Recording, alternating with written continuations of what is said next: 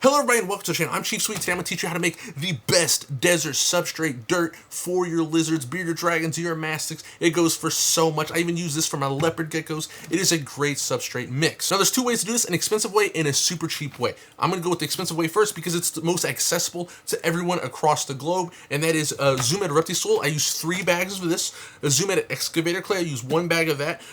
Stone desert exoterra, you could use any of the desert types. They're very gravelly and rocky, and that's why we want that. And you could use Reptiles sand or exoterra sand, just 1 10-pound bag of that. Now I don't usually mix it with these because it's very expensive to do so. However, I'm going to show you how to do it with these right here today. What I do is I use peat moss that's organic. It looks like this, it also looks like this, and I mix that with some topsoil. Now topsoil is usually regionally based, like a lot of times they get the topsoil from locally and stuff like that. I like timberline topsoil. You can use Scott's organic topsoil. Any organic topsoil without manure and without like Miracle-Gro artificial fertilizers, that's what you want. You want something with no man-made stuff in it. Now again, this is Earth, and human beings have, wreaked havoc on the environment. So if you find like a bottle cap in your topsoil, that's just sometimes that happens because people litter and there's trash everywhere, and that just is going to be a byproduct of humans' invasion on Earth. So that's just what it is. But then I get some play sand as well. Now mind you, the topsoil is only going to be like $2 to $3. The peat moss, it might be like $15 to $20, and they come in 50-pound bags, very big bulk. So if you're like me, you have a ton of reptiles, tons of enclosures, and you want to go bigger for much cheaper, you could do that because it's the exact same thing. This right here, the topsoil I usually get, has a lot of clay in it. You could sift it to get all the wood chips out, and usually it'll have some clay in there. And then the Reptiles soil, there's just the peat moss. And then we go to Lowe's, Home Depot, get some play sand. You go to garden centers, get some play sand.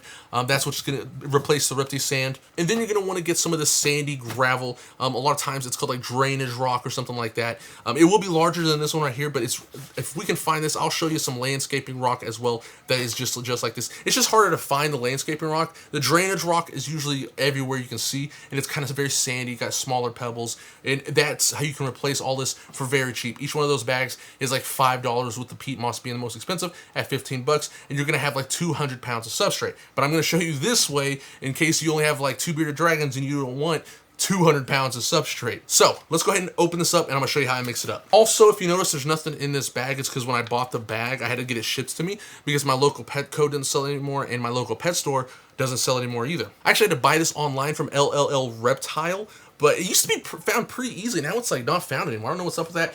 But it was opened in the box. It was open, but all the like sand and gravel stayed in there. So I just poured it in a bucket. So I have the bag to show you, but I don't have the gravel in here. It's just for show.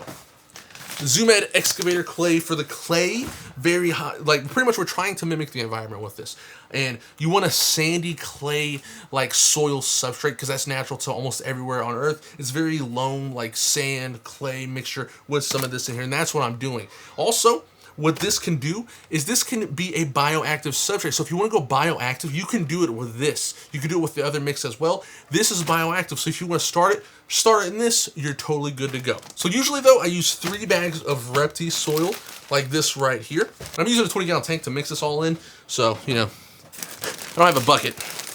And if you want to make a tropical substrate, all you have to do is just get 1 bag of Reptiles soil and use about 1/4 to 30% of a bag of Reptiles sand, a 10-pound bag. So like 2.5 pounds of this, mix it with this, bam, you got it. Just scale it up if you want to go bigger. Oh, this is actually pretty sandy itself. I like that. Do another one. A 20-gallon tank is my mixing bucket now. And also, for any breeders out there, if you use this, I have bred bearded dragons and they laid eggs in here. It's a great egg-laying substrate as well. Green anoles, all kinds of stuff I've had have laid eggs in this substrate mix. A lot of dirt. A lot of dirt. And we're just gonna get this exoterra sand. We're gonna pour the whole thing out. Whole thing in there. Then we're gonna mix that up. And you can use some water as well, because sometimes this is kind of dry. Yeah, because this is a dry one. This is kind of dry, so I'm gonna go ahead and throw some water in here as well. And don't worry, a lot of people freak out over humidity. Trust me, this is gonna dry out. You don't have to worry.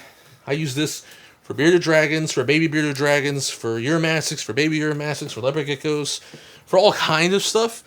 And I put it in wet, and it dries out. And even if it doesn't, it's okay to have a little humidity inside the tank. It does rain in the deserts. It has flash floods. The animals do experience humidity.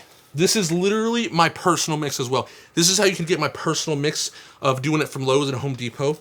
Like when I go to Lowe's and Home Depot and I get my big bags, I try to get it to this consistency. And this is literally the perfect consistency of my giant mix. It's absolutely amazing. It's so much easier. I usually eyeball it. I didn't have to eyeball this. So I have a gallon of water, and I'm gonna go ahead and use a gallon of water. Oh. Maybe a little bit just to mix it in. You get it really moist. Because I do want it moist. I want a moist substrate. That way it mixes better. It holds good. It's not so dusty when I put it in. I don't want a dusty substrate when I put it in. So this is how I'm going to do it. I might need 2 gallons of water for this. I'm not going to lie to you. Ah! Thank goodness, I'm saved. My nice shirt. And don't worry, there's going to be a little bit more sand coming in here with the Exoterra Stone Desert. So that's why we may need 2 gallons. Because even though this is going to get very wet, that other substrate coming in that's going to be dry, it's going to dry it out pretty fast. Okay, next up, the Exoterra. And I will empty this whole bag in here. I literally love Exoterra excavator clay. It's my favorite. I make my own personal mix of this, like I said, with all the stuff from Home Depot. This is a spitting image of what I make. Oh, yeah, that's how you know it's doing good. When your hands look like this. That's the clay. That's the loam we want. That loamy soil. That is what we want. How it's sticking in my hands like this. That's what I'm going for. Oh, this is fantastic. And remember, if you can't find the Stone Desert, this right here will work as well. And you can throw some sand on top so it doesn't look so much like just straight dirt. Or Jurassic Australian sand, straight from Australia, if you have a bearded dragon. Okay, so here's what we're gonna talk about the soil. You could use this right now, what we made, as is. This is a great desert substrate. But what I would do is I would put this in a tank, and then I would put sand on top of it. Almost like a 1-inch layer, 1 to 2 inch layer on top of this as another substrate layer to kind of seal in that moisture on the bottom, because that's how it is in the desert as well. But if you can't find this, don't worry, use the other stuff without the Stone Desert. But if you can find Stone Desert, big win. And what I do is I'll mix the entire 10-pound bag in this as is, and then instead of sand, I'll use about 2 to 3 bags, maybe even 4 bags of the Stone Desert to cover the top of this. And you will have an exquisite, perfected, I mean, it's gonna look absolutely beautiful desert substrate, desert look to the terrarium. Is not only that, you're gonna be able to put plants in here and it's gonna be bioactive and work flawless. Let me go ahead and mix in the 10 pounds of the Stone Desert, and then I'm gonna show you what it looks like. Again, like I said, it kind of broke though. Kind of sucked. Oh, it's too dusty. Be careful, wear a mask. I didn't. Look at that. Oh my goodness, it's so beautiful. And this is what I want right there. Look at that. I could pretty much make a ball with this. And the reason I want that is it holds burrows really good. If you have uromastyx, if you have bearded dragons, if you have anything that burrows leopard geckos, they're going to use this to burrow, and it's going to hold the burrow very well. And if it dries, it's going to look amazing. You put the Exoterra Stone Desert on top of this as a blanket, it's going to look like this. This is what my female uromastyx burrows look like.